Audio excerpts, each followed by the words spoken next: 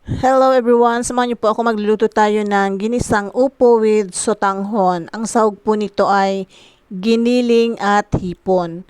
So, umpisa na po natin ang pagluluto.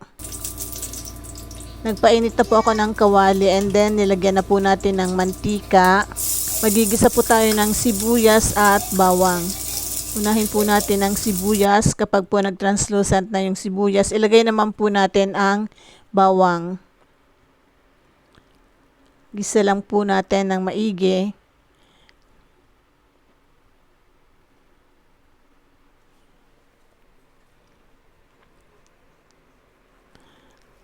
And then, sunod na po natin yung giniling.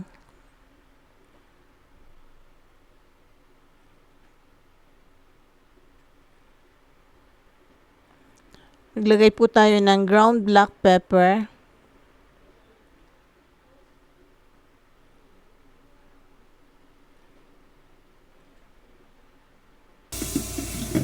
So, takpan muna natin at hayaan nating maluto sa kanyang mantika ang ground pork. Hindi na po nakita sa video na nilagay ko yung hipon at yung paglagay ko po ng sabaw. So, ngayon po ilagay na natin ng sotanghon noodles. Ito pong sotanghon, binabad ko na po ito sa tubig para po medyo malambot na siya.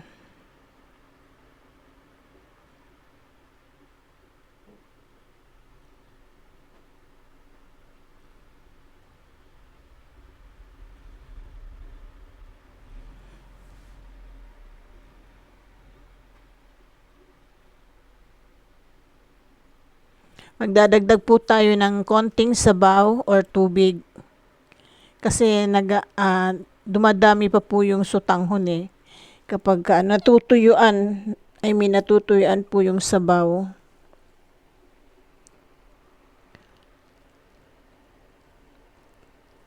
So this time po luto na po itong sotanghon. Pwede na rin nating ilagay yung upo.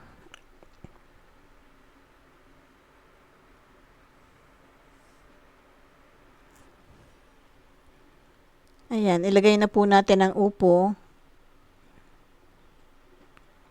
O, di ba natutuyuan yung ating sotanghon. Dapat talaga maraming sabaw. Maglagay tayo ng asin. Salt to taste.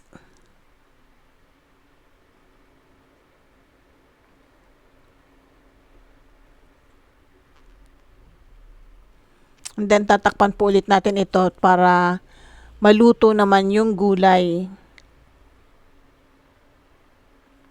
So, eto na po yung ating ginisang upo na may sotanghon. Luto na po ang gulay.